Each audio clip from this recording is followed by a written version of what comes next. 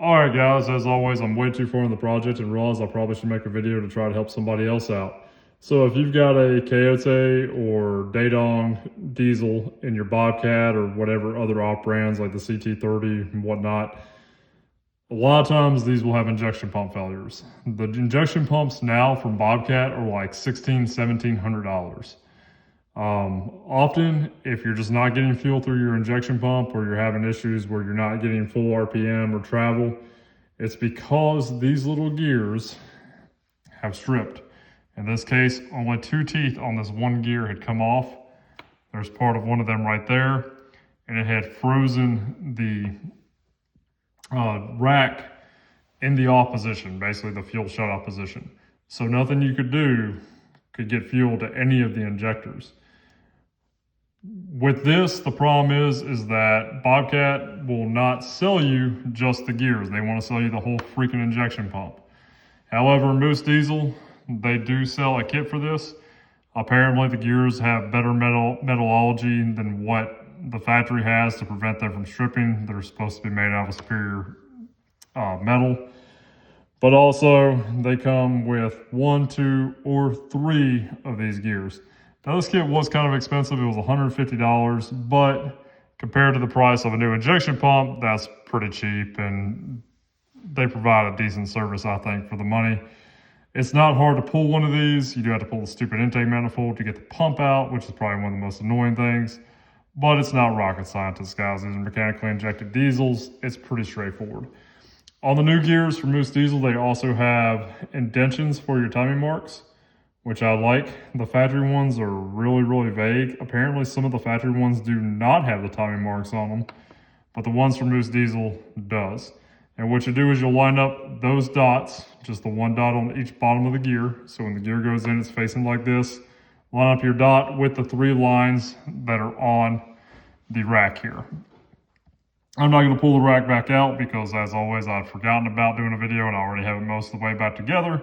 But you'll see them. There's 3 lines. You look down through the bores and line everything up. It's pretty straightforward. Line up the 3 marks with the little dots on the 3 gears. If you're a 3-cylinder, if you're a 2-cylinder, or if you're a 4, whatever. A lot of these injection pumps are very similar. And once again, you can buy these gears just to have one for a spare for Moose Diesel. You can get a whole set like I did because I do not want to have to tear this thing back down if it fails again. Or you can just, get however many you need and just replace them. But I do have to give a shout out to Moose Diesel because, once again, they support a product when Bobcat doesn't. So shipping was a little bit slow. I think they were out of stock. And then the lady that runs it, she was at a conference or something, so there was a little delay in shipping. But at the end of the day, it got here. We're getting the customer's tractor back up and going. And they're happy because they're not spending $1,500 on the injection pump. It's really between tearing the injection pump out of the tractor, rebuilding it. I mean, it's probably maybe 4 hours of labor, and most of that was because I had to take the intake manifold off and a couple other things off just to get it, plus the diagnosis time to figure out what was going on with it. But as soon as we pulled the side cover off and we pulled the shutoff solenoid off of it, and we couldn't get any movement out of the rack because that rack was actually in the opposition, so it was forward. And to get this pump out, it needs to come back a little bit. There's a little slot in the injection pump casing there to get it out. And it took quite a bit of manipulating to finally get to slide back just enough that we could wedge it out.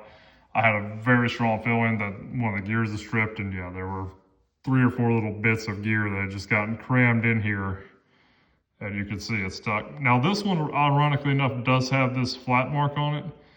The Moose gears do not. However, the rack seems to still travel perfectly fine. It stops where it should. I'm not too concerned about it.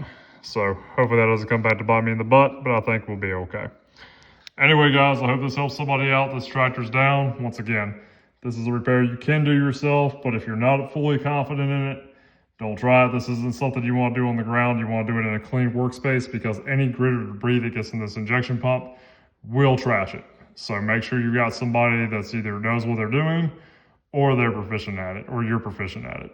Anyway, guys, that's enough. I gotta get back to work. We've got some parts for another bobcat that the control board is burned. Water got down in it and fried it. That was $1,700. So bobcats are definitely keeping us in business right now. So anyway, guys, till next time, be safe all the way.